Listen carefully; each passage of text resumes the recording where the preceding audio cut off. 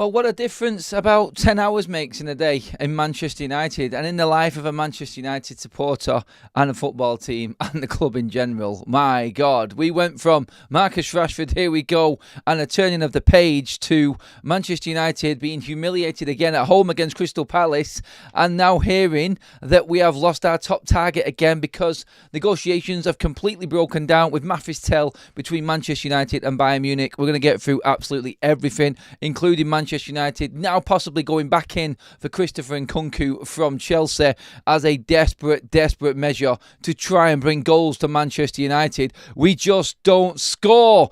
Manchester United 0, Palace 2. Transfer madness. This is FUTV United TV. I'm Adam. Welcome along to the evening show, everybody, on match day, and a disastrous match day yet again for Manchester United, unfortunately.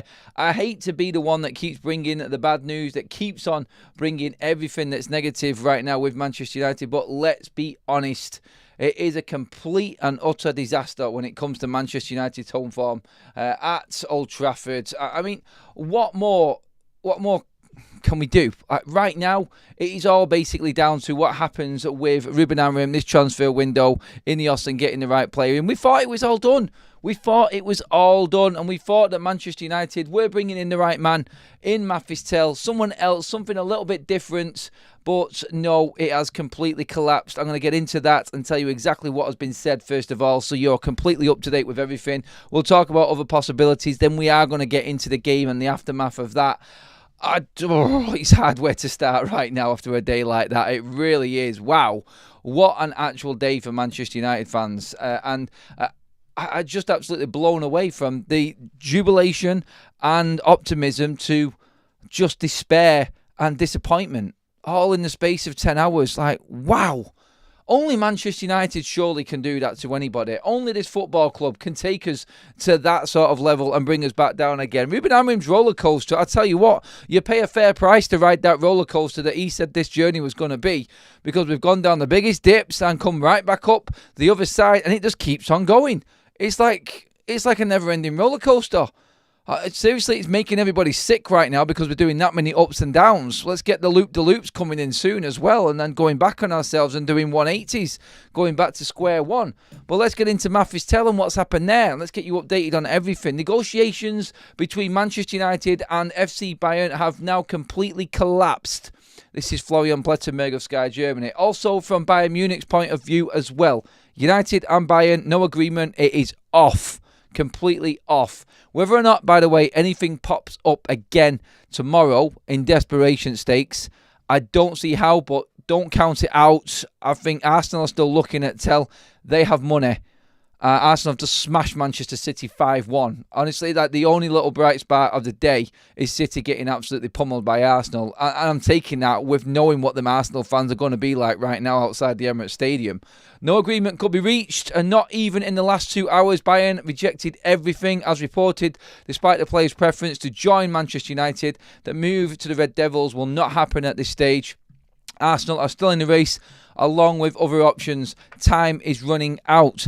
That from Sky Germany, Florian Plettenberg. It's everywhere right now. In terms of what this deal was and why it's fallen apart, most people are going down the exact same road. And that is basically that Manchester United wanted a loan deal and Bayern Munich wanted a permanent deal. They weren't agreeing in the end to go with a loan deal. When we thought that this was actually happening, it clearly wasn't. And Manchester United, right now, going from an hour ago, I'm looking at a report here an hour ago, which said from TalkSport, Alex Crook, Manchester United are advancing in negotiations with Bayern Munich's Mathys. I was driving out the stadium and they were talking about it. This deal will now get done. And then, bang, as soon as I sit down at home, have something to eat, chilling out, thinking at least I've got something exciting to talk about afterwards on the show and a little bit of positivity. Smash, crash, bang, wallop, Manchester United. Fabrice Hawkins brought the news. Mathys will not join Manchester United. Negotiations between United and Bayern have failed. I'm like, surely that's a wind-up. That's a wind-up, innit? Come on, don't do this to me now. Not today, after what I've just witnessed. But bang, then comes Florian Plettenberg, and ching, ching, ching, ching, ching. Everyone piles in afterwards. Deal is off. Then we get Manchester United are now exploring other options after failing to agree a deal with Mathys. There is still a chance that they could place a late window offer for Christopher Nkunku from Chelsea. Ben Jacobs. Keeping Garnacho, great. Bringing Mathys in. Rashford gone. Malacia gone. All of these great deals. Everything gone to Garnacho failing again today. Having a poor performance along with everybody else in Manchester United's side in terms of scoring goals. Disastrous for Manchester United. And we've got no one. No transfers coming in. It's going to be a pretty mental day tomorrow when it comes to that transfer window and the madness of deadline day. Now United are going to be all over it. I am going to be a very, very, very busy boy tomorrow, I feel. And it is going to be full on. Non-stop speculation, rumours and everything flying around. I am sure there'll be multiple shows and a long stream going out tomorrow, guaranteed. It's going to be one of them sort of everyone's got their ears to the ground. Everyone's looking for what possibly might happen. But honestly, after a game like that and then the news coming out this evening about Mathys, Bayern Munich apparently wanted the same price that they were being offered by Tottenham. Why would he even negotiating? Like, United were trying to offer a loan with a obligation option to buy, and it's been completely thrown out by Bayern Munich. Look, they're quite within their rights to block the move off. Manchester United are quite within their rights just to say no. I think United would have felt confident going into this with Mathys actually wanting to take the move, but no, United have had to stand their ground. They're not buckling and going to pay the extra money. And right now, it's like I listened to a caller coming out of Old Trafford on the radio talking about the game that was just gone. We're just going to have to suffer this. We're going to have to suffer it. We cannot just go on a quick fire market crash sale now and go and get whatever we possibly can. I know it's desperate. I know that we need somebody in there right now performing, but is this not what Manchester United have done for years now and why we're in the position we're in? We're going to go out, we're going to panic buy and bring absolutely anybody in simply because we can't score a goal. And we're at the depths of despair. Like, we really are clinging on right now as a fan base for watching what we are. We are just really dull to watch. We are so boring. The play is lethargic. Everything is too slow. We need someone to spark us into life. And I don't know who's out there. There isn't anyone in January. So I asked the chat, would you still go out and buy anyone, just anyone for the sake of it, to try and offer you a difference up front? Or do you tough it out knowing that this is a kind of problem that we've had before and we've panic bought and brought someone in that really shouldn't be there? The loan market, I think, is the only option for United right now, and is the reason why United are not actively going to go for Mathys. That's what I think. That's where I think we're at right now. We've got over 1,600 people in the room already. Thank you, everybody, for joining us. We are going to go through the game and everything about that as well. We do have a bonus show as well. So if you want to have your rant and a call in and watch the game back with me, we're going to be jumping onto Big Up right after this show as well. That is our other platform where we do other content around Manchester United and other subjects as well. We're going to watch the game back and we're going to break it down. We're going to do a call in. We're going to get your opinions on that as well. But right now, we're talking here on YouTube about what Manchester United should do in the transfer window. Do we go out and buy somebody? Do we go out and loan anybody just to fill a hole right now? Or do we trust that we could possibly bring someone in from the academy and don't do what we did before in panicking and going getting anyone and anyone not being good enough, taking us exactly down the same road as what we have done that's got us here right now in this spot? What do we do? Do we stand our ground and trust in youth and bringing someone through? Like Chidawobby Martin, like people are calling out for, just something different there. Can it be any worse than what we're dealing with right now? I mean, Rasmus Højlund and Xerxes came on and did absolutely nothing today. We need something different up front. We are sinking fast, and I don't know how we stop it. It's not going to change until the summer. Sadly for Manchester United. I'm thinking of Aidan Heaven and Patrick Dog, who sat on the sidelines there, and they're thinking, wow, what has happened here? What are we watching? The atmosphere, everything. And it's like, there's just no way that you can see Manchester United scoring. And that's the disappointing thing. It just doesn't look like it. We need something, and we probably need something fast. How is Onana still our top goalie? I don't know how good Bayern would be, but I know Onana is crap, says You Got Roz. I'm going to get into that when we start on the game in just a moment's time. If Bayern wants a permanent deal or obligation, then United are right to walk away from the deal. Bayern thought they were working with Woodward and Murto. I mean, United dealt well with Bayern in the summer. I thought this deal would have been made, and I was under the assumption that United were pretty confident that this was going to happen. So really, when you look at it, something drastic has happened behind the scenes there, and there has been a miscommunication, because if United go into communication with Bayern Munich thinking that they can get a loan with an option or an obligation to buy him at the end of the season, and United end up losing Mathys because Bayern want a permanent sale, then where is that? Surely that communication would have been there at the start. And all of a sudden, no. Does that mean that Arsenal have come in with an offer behind the scenes that we don't know about, and the loan isn't suiting Bayern Munich, and they're just going to do a permanent sale right now to Bayern Munich to Arsenal? I don't know where it has gone. I really don't. Manchester United will try and sign a forward on deadline day, with Marcus Rashford set to join Aston Villa on loan. Mathys and Christopher Nkunku are top of the shortlist. That was a tweet from earlier on, and that's literally where Manchester United were, and we were all thinking that something was going to happen, but it's not. And now we are desperately looking down the barrel. Really, we're looking at the bottom end of the barrel for players now. It is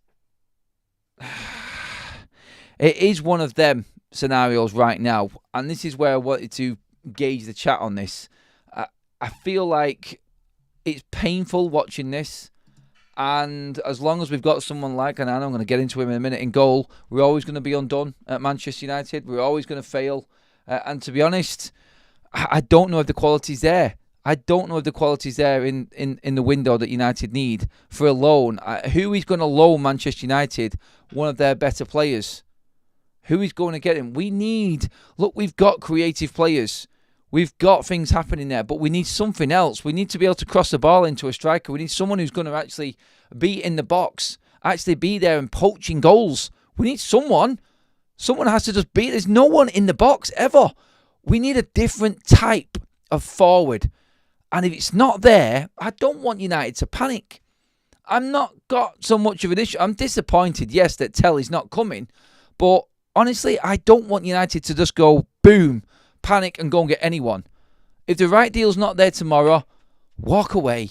We're going to have to tough this out. You reap what you sow, and you get your rewards in football. We are where we are right now because of the recruitment of yesteryear, because of players thinking they can get what they want and turning up. We have to stand our ground when it comes to this. We cannot just go willy-nilly. And you know what? On Ineos' side of thing, people will be disappointed. People will say the crap. People will say the club is skint, the club is tight. I'm not having any of that. We've done good business up to this point. The players are all playing out of position, trying to find something and make something work. The name of Manchester United is being dragged through the mud. Can we just drag ourselves over the line in the FA Cup or the Europa League this season and find a way just to get back into Europe next season and go again in the summer? Honestly, right now, my option and what I would do, I would not go out and buy Nkunku. I would not go out and get anybody else unless they were the right type of forward for us. I don't know who is out there that could work. Bailey, again, people saying Bailey in the chat. We talked about him earlier on. He is different to what we've got. But really looking at the team, we don't need a wide type of attacking player. We need someone in the middle. We need someone who's going to be there on the end of a cross. That's what Manchester United need. And unfortunately, at the moment, there's nothing out there. There is nothing out there that fits that bill. I got Tell because it was a future buy. And a deal could be done because he wanted to move now. I did. He could have moved into the middle. He might give us something different. No guarantees that he was going to work. But obviously, this was a deal that United were looking at that was going to get Manchester United something within a little bit now. And then there's a little bit more in the future. It's like Leo says there, Jonathan David. Maybe he's an option for United, but we'd have to buy him. We can't loan him. And I don't think United have got the money. I don't think we've got the money to buy anyone right now. We're right on the limit. We can loan, but we can't buy. And that is the problem. Clubs who want money, Manchester United can't go near. Clubs who want to loan players, they're loaning them for a reason. Don't forget that. And if they're open to loans, it's because that player is not good enough. Look what United are doing. It works both ways. If a club's actually loaning a player to us, then they're open to that because that player is not featuring for them. You have to get the right one. Like the loan for Tell worked perfectly for United. He is a bright future prospect and has got real talent and future potential, even more for Manchester United. And if we'd have got that deal done with the option to buy, I'd have been buzzing with that because it's forward thinking. But if we cannot think in terms of how Manchester United, how it works for United financially, and we have to bow down to somebody else, you do what Ineos have done today and you walk away. Didn't work. Sorry. Move on. We are lightweight. I'd rather one of the academy players get a chance than go and buying anybody right now. And that's my position on it. In the summer, we will be buying a striker.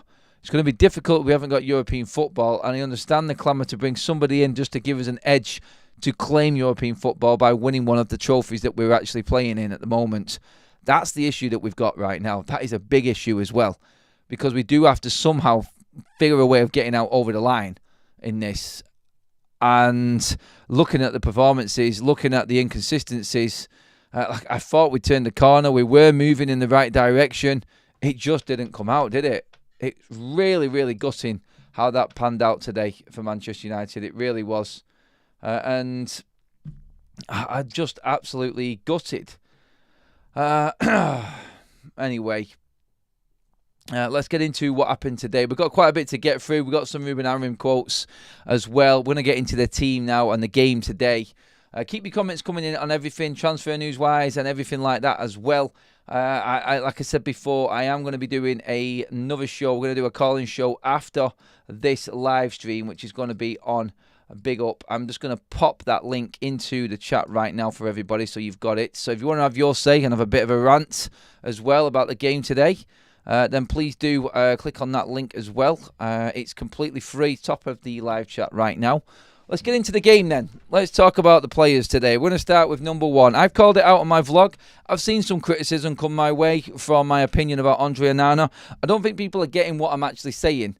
I'm watching the game. I'm watching everything. I'm watching the defenders. I'm there in the stadium. This guy is not fit to wear a Manchester United goalkeeping jersey. I'm telling you right now. No matter what Ruben Amorim does, he will undo it with his stupidity and lack of goalkeeping agility and ability. He's not a goalkeeper. He may make the odd save here and there. And I thought he turned the corner early on in the season. And I'm thinking maybe he's put me back in my place. And what I thought at first was wrong. But no. It was his fault for that goal today. I don't care what anybody tells me. You cannot be on your line or 2 yards off your line and not make a ball that's looping in the air in the centre of the goal and it's hitting the crossbar. If you are not there on a 6+ foot goalkeeper to tip that over, you are not fit to goalkeep at United, let alone the Premier League. Seriously, in the Premier League, let alone United, there. Honestly, he will keep on costing United. I keep saying this and people are thinking I'm picking out just the moments. I'm not. He is costing us badly every single game. The defence is not confident enough with him in goal. You can see it. There was a moment where a ball got played over the top and Maguire, who he knows is not the quickest, he's chasing back with a defender. You could see the anticipation. Like you could see he was worried. You could see the awkwardness. And Ruben Amorim talks about this. When this defence is anxious and they're playing the ball around the back, it's because of Andre Onana. His distribution is shocking.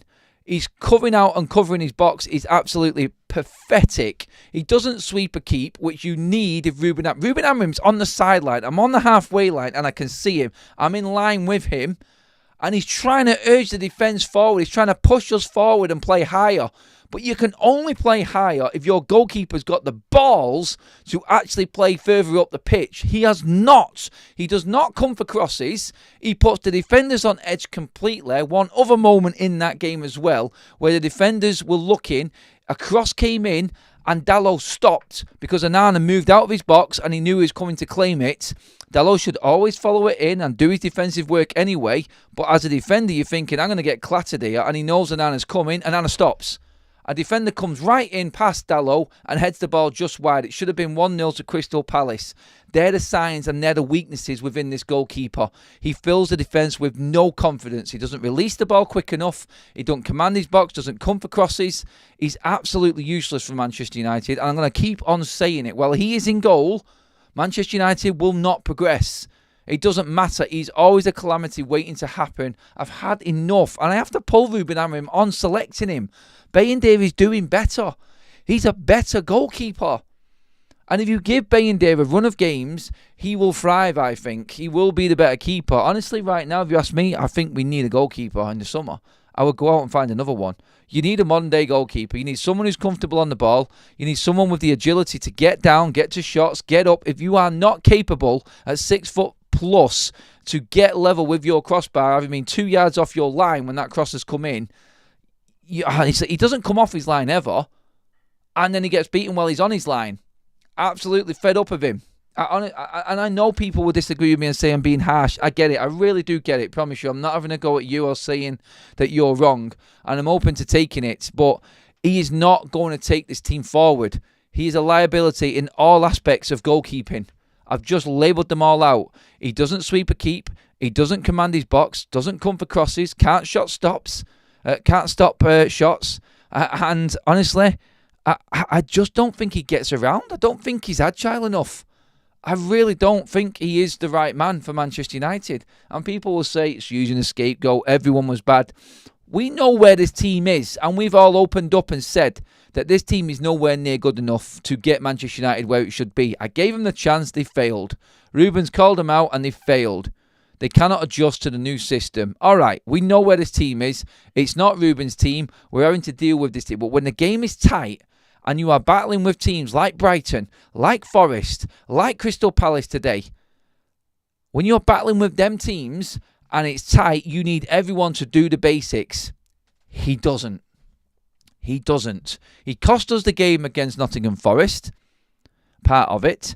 He's cost us the game against Brighton because I blamed him for the 2 goals that went in.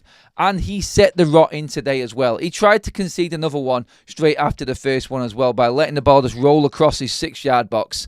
Honestly, you're on the edge of your seat continuously with him.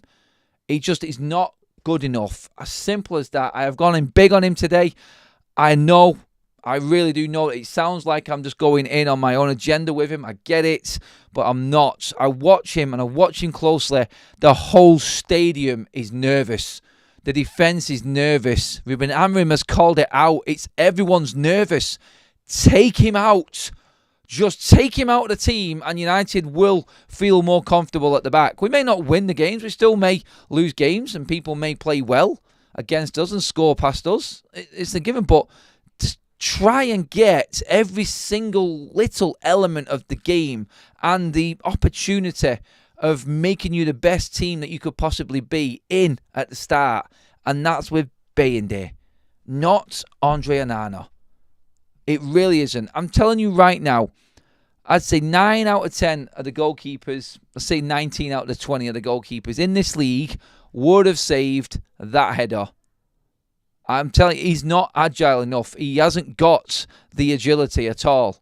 It's a big thing. I don't think he jumps. I don't think he gets down quick enough. I don't think he spreads himself well enough. I really don't think he's got the basics of being a top-notch goalkeeper in his game. Sounds like I don't like Andre Onana, doesn't it? But I really do think he is going to make this team suffer. I really do. I'm going to bring up the other players as we go along with some really, really poor performances today. I'm in total agreement with you, Adam. It's got to the point where I see Onana's name and I know we are going to lose. He does cost. Oh, it sounds like I sound horrible. I don't want to be this person. I really don't. But I'm sick of sitting there watching the shit. I am. The players are struggling. And all he has to do is save things. Just do your job, as Roy Keane would say. Do your fucking job, man.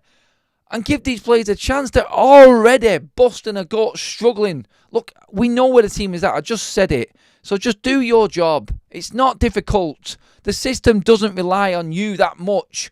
Do the basics at least. If you're not going to come and sweep a keep, at least catch the bastard ball, man. Oh, God, he infuriates me. He really does. And honestly, the anxiousness in the stadium, the absolute edge of your seat, heart in your mouth moments with him. You want to hear the moans and groans with him in the stadium. Honestly, if you are not there, you must be doing it at home. No one wants to say it because it feels like you're going in on one person. I'm going to say it for you. Get him out. Otherwise, United will keep on suffering. We're going to suffer with another goalkeeper. I know it. But it's not going to be as bad. We're going to have a chance of doing what we did against Southampton and getting something late on. That's where this team is. I'm happy with that. I've accepted that we're not going to go forward straight away. But this guy just keeps throwing games away. He keeps on doing it. Was you surprised to see both strikers not starting? Let's go there. Good point, Honest Tiger. Thanks for sending me off from Onana as well there, mate. Appreciate that. We'll go through more, and I'll show you exactly why I think Onana was at fault for that goal on Big Up, which is the link in the chat right now. We're going to go back with the clip, and I'm going to highlight where he went wrong. So I'm going to back myself up right now. Okay, in terms of news and everything else that is going on, I'm going to keep you up to date. Obviously, it is transfer window, and there is a lot going on right now. There is more stories flying around as well. We're going to get all of the mad gossip now that is coming up about Manchester United's hunt for a forward. I do believe that United are going to be on the hunt for anyone right now. We've heard Boniface being mentioned and Kunku being mentioned. There is all sorts of names. I'm just going to quickly whiz through the headlines to make sure that we are not missing anything. Anthony starts tonight for Real Betis. That's an interesting one. Anthony is on the pitch. Let's see what we've got. United's bid to sign Mathys from Bayern Munich is at a standstill after... Yeah, oh God, yeah. I've read that one already. A few more people coming on the tell one. Let's just see. Right. Yeah, I mean, the painful thing is that we couldn't even enjoy City's result today. Could we? Oh, my God. Right, okay. Let's get into the players. Let's get into the actual stats and numbers on these players. As you can see, Onana there, honestly, 6.7 just on stats. That's just from passing. 77% passing accuracy. He did nothing, really. He did absolutely nothing. He made a simple save, and that was it. Unfortunately, the bad side of things, again, this gets even worse. And not through the player himself, because I think Martinez has been playing well, but we do look like we have lost Martinez for the season. That is what I think there. In terms of what has been said, it looks really bad. And we could be going down the same road again with another defender getting the same injury. It's third season in a row for Lisandro Martinez now where he's had a bad injury, and luckily this time we have got cover at the back, and I think Aidan Heaven could come in sooner than what we thought. We need that extra cover.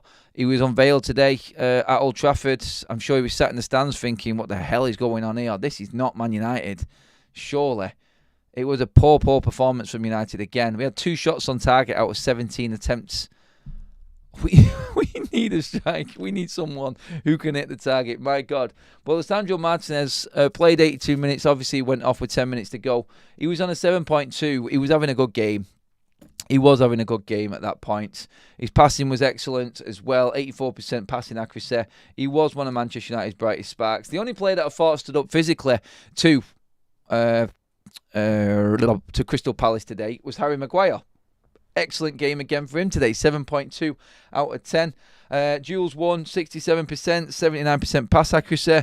He had a right good old battle, but he's limited. At least he put his foot in. At least he put his body on the line. I'm going to move up to the forward line just to go through the forwards, because we had no striker there at all today. Kobbie Mainoo played the false 9. I said it at the start. This is a treble 10. We're actually playing a treble 10. Kobbie Mainoo sadly failed. He looked sharp at the start, and it was like a duck out of water. That experiment is done and dusted. We're not going to see that again. Kobbie Mainoo false 9? Never. It is not going to happen ever again. And shots on goal, none. Passes, 15. Key passes, 1. Like 15 passes for Kobbie Mainoo. You're taking him away from where he should be, really, there. That's on Ruben Amorim for trying it. I understand why he's doing it. He wanted all of his players in that front three, and he's got a gamble right now. He's trying to find things. You look across to Amad Diallo, the one player that really did have an impact today, again, that one player that looked like he was ready. He got a 7.9 out of 10. I'm not sure if that is what you would actually have gave him, but he was the player that really was trying everything. Look, he was battling, he was fighting, he had more passes, key passes, passing accuracy was bang on the money as well. And look, I just feel really sorry for him. I feel really sorry for Amad Diallo at the moment. We've all been calling out Garnacho. It looks like he's staying. And as soon as you say he's staying, you get performances like this. He really was on the peripheral. He had one good moment in the first half where he crossed the ball when we should have had a number 9 there. Garnacho should have had an assist. It was a brilliant ball across. He did start the game well, Garnacho, but like everybody else, completely faded in the second half when we really needed him. Is that good enough for Manchester United? I can't see him leaving now. But again, he's all right in Europe. He had a good game against Rangers. Then we played against Fulham. He was poor. He had a good game against Steaua Bucharest. He came on. He started the game against Palace. He was poor. The bread and butter, the Premier League, like, it's all right doing it against poor teams in the Europa League, but you need to be able to do it against tough teams in the Prem. We said that Palace was going to be a tough game. I thought United might scrape it 1-0, but that's the 4th game in a row in the Premier League where we haven't scored a goal against Crystal Palace. Now, that's another level of embarrassment for this football club. It is getting beyond the joke right now. That's Palace, who are just taking points off us for fun. They took 6 off us last season. They've taken another 4 off us this season. Let's bring in Bournemouth, who did the same. Let's bring Brighton. They did the same. It's starting to get to that stage now where something has to stop and something has to happen. But it can't. And that's the problem we've got. Let's get into some of the comments again. Let's get through a couple of super chats. First of all, we've got one from Zane. Of course, we have one of the greatest masterpieces of all time. Come on, you Gunners. Yeah, hands down. Like, I've got to just say, props to Arsenal. I called them out earlier on today. I said if they lost today, they're in a top 4 fight. Title is over. They turned up and they smashed City to pieces. I'm not even going to argue with it. I could only dream about United playing like that right now. A million miles away. So, yeah, enjoy United, Zane. You deserve it. 5-1 against City. That is some result. That is some result. And the only little shred of happiness this afternoon has been Man City being absolutely dicked by Arsenal. Like, seriously, that was a battering. Onana out to bring in the kids. It's what the club is built on. United since 69. That's from the green team. Thank you, mates. I agree with you. Onana does need to be dropped out of this side. It has got to ridiculous stages right now. And he needs taken out for his own sake. His confidence is shot to shit. He needs to be gone. Is there any chance for Onana to redeem himself? That is the poll right now. I am not trying to convince everybody. I'm just laying out the stats. I'm laying out the facts. And I'm going to do it again on Big Up after this show and talk about it with the clip in hand as well and everything that went on. And you can call me up on that show and have your say as well. We're going to do that. It's going to be around about 7:20. So we're running a bit longer going through the ratings and everything else and getting your comments and talking about it. But that is what's going to be happening straight after the show as well. 600 votes in very quickly as well. 82% of you said there is no way of him redeeming himself. Our team performance is making our star players look bad. No wonder they look depressed. Amorim's not helping himself with selections. The Glazers have really destroyed our club and they're still here and not getting any pressure. They're never going to get pressure. They're the owners of the club. There is nothing that can happen. United have spent money in the summer. They spent over 200 million again. What more can we ask for? What more can we ask for? We did it with the wrong man. If you gave Ruben Amorim 200 million, he would spend it better. This system and this formation is going to be criticised and criticised and criticised. I don't care. We stick to it. It's as simple as that. We stick to it. We have to back him on this now. It's no good now going back on everything. It's going to look embarrassing for Manchester United. It really is. Just double checking on the news and anything else coming out. I'm going to get into some of Ruben Amorim's quotes actually before we move into a few more of the players. Ruben Amorim directly after the game, talking to the Premier League, says the result is really bad. The performance was a little bit better than in the last game. We controlled the transitions quite well for Crystal Palace. We suffered 2 goals that we can avoid, and the injury to Lisandro Martinez was tough on the team. Amrim also said, tell when the window is closed, we will see the players. I am focused to improve the team as a group. We need to win more games. This season is like that. Small improvements, plus then we can have setbacks. We will see. There is one day to go in terms of players coming in. Ruben also said on whether it'll be humiliating if Marcus Rashford does well on loan. Humiliating?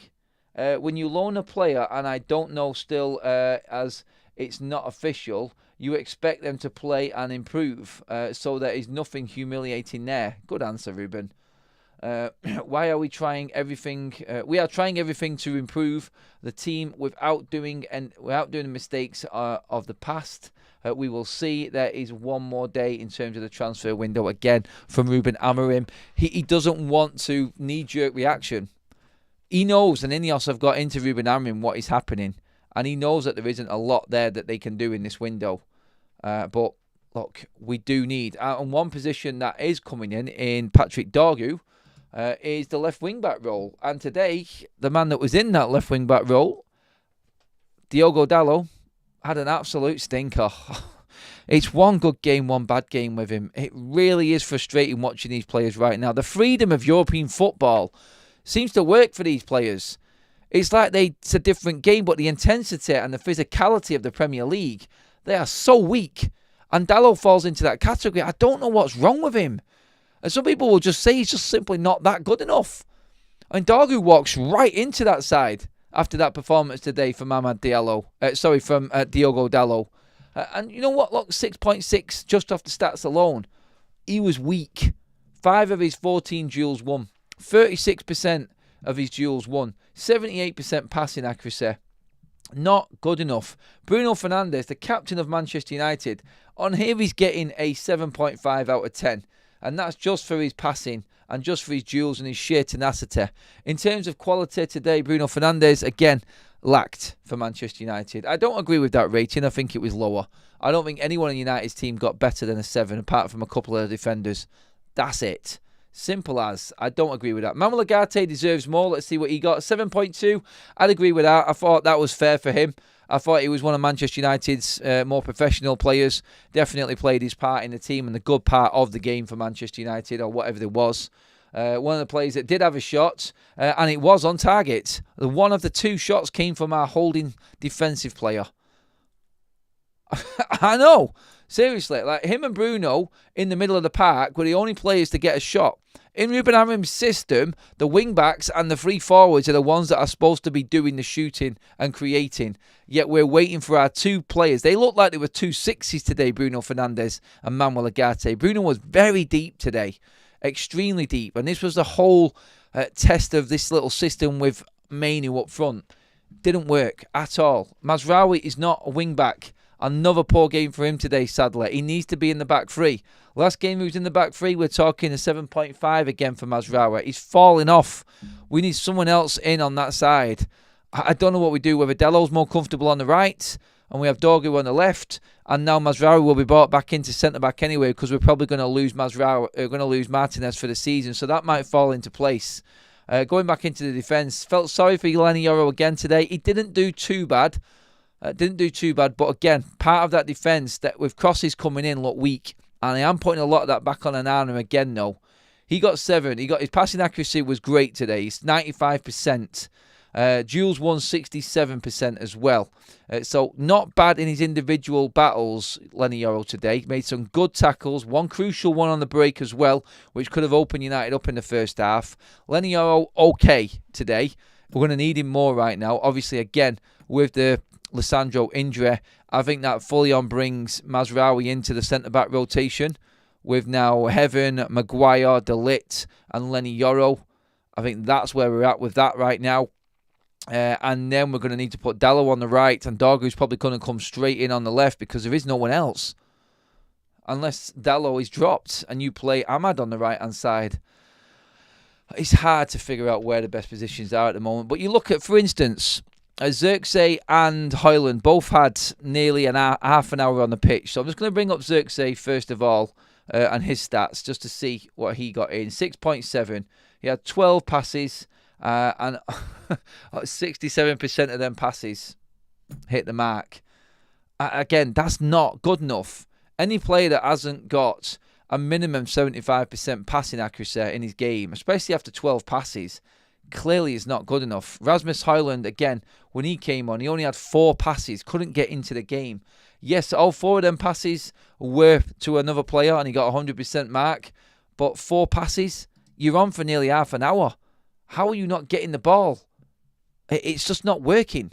It's not working. And the system, you could say, is failing him there as well a little bit. But still, like, these numbers are just nowhere near good enough for Manchester United. It's not on. It really isn't on. But look, no matter which way you look at it, the system, the players' attitude, the quality of the players, the fitness, everything, confidence, it is at an all-time low right now.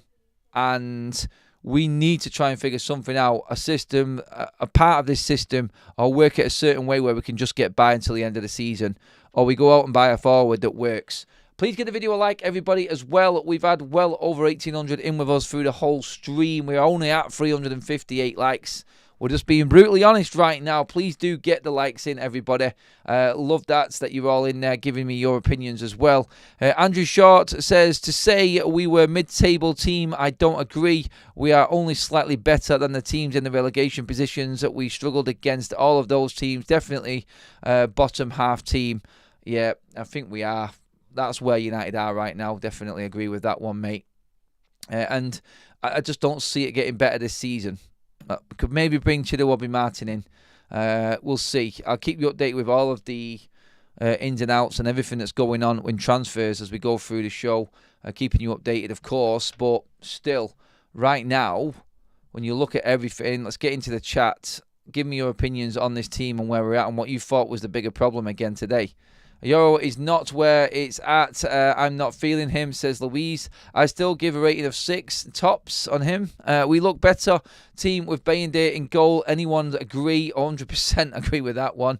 Amorim has to know what his best team is by now, even if it's with players he doesn't want. If Bayern are insisting on a permanent move, we should stay clear. Yep, we need to stand our ground with these transfers. 100% we do. There's no point in just going knee-jerk reaction right now and going in and getting a player that we don't want. We need to stand our ground. If it doesn't work for us financially, it's pointless putting us in this position. But we need to be clever with our transfers and make sure that when we do start using the money properly in the summer, that it's on the right players. And Ruben said it there in his press conference. We need to make sure we don't make the same mistakes that we made before. And that is crucial in all of this. That's the most crucial part of it. But hey, we will see in the summer. It's just a painful wait getting there, isn't it? That's the problem. Onana made save when Mateta was one-on-one first half. Palace just didn't get the corner. Yeah, he made that save. Poor one from Mateta. Poor finishing, to be honest, that one. He should have finished that one. But again, that's his job. That's his job. It's like someone putting the ball in the net or someone putting a cross in. He's not doing the rest of it throughout the game. He's not got a 90 minutes consistent performance in him. The team are not confident with him in goal. I'll keep on saying it. As long as he is there, United will not. They will not come forward. Like you look at when Bayern is in goal. Look at the momentum. Look at how quickly we moved the ball out. It just doesn't work. Back to square one, says Robbie. We could have the best player in the world and wouldn't make us a good team. 2 more transfer windows might start to change things. Look, United need another 5 players in, at least, to start competing in the top half of the table. That's what we need. If we get a proper 8, we get a proper 10, we get a proper 9, we get a right wing back and a goalkeeper, then you're moving forward a little bit. You're getting there. I think Chidowobby Martin may be worth a shout at this point because it's clearly not working with Xerxes, clearly not working with Rasmus Højlund. And Manchester United are 2 shots. You're at home to Crystal Palace and you're getting 2 shots on target. Dean Henderson didn't have to do nothing. He had a day off. He had an absolute day off. He made 1 okay save from Bruno Fernandes. And the other one he picked up on the second attempt from Manuel Ugarte. It was like a block shot come through. And it could have changed the game, yeah, if that went in at that point. United are in front, but it didn't. And again, United not taking their moments. And if we don't take the moments, everybody in that stadium and everyone watching at home knows what's coming. And that's the sad thing. The fans feel it now. Hi, Adam. We were looking for you today outside the stadium, but unfortunately couldn't see you. Hope you are well, mate. Stephen, thanks for that, buddy. There was a few people that did bump into me early doors. Thank you for coming over and saying hello, everybody. Sorry to the people. I forgot the names again. I said I'd forget them, didn't I? I did. I said, so anyone who came up to me before the game, and I was saying 1-0 to them, I thought we had hit. I thought we could scramble it out there today. I'm sorry. I got it wrong. The boys let us down again, I'm afraid. But look, we go again against Leicester.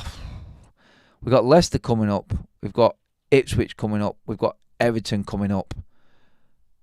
Oh, God. We have to win them games. We've got Spurs coming up as well. Oh, God, I'm not even going to go there. Right, we'll save that for another day. Look, transfer window is on.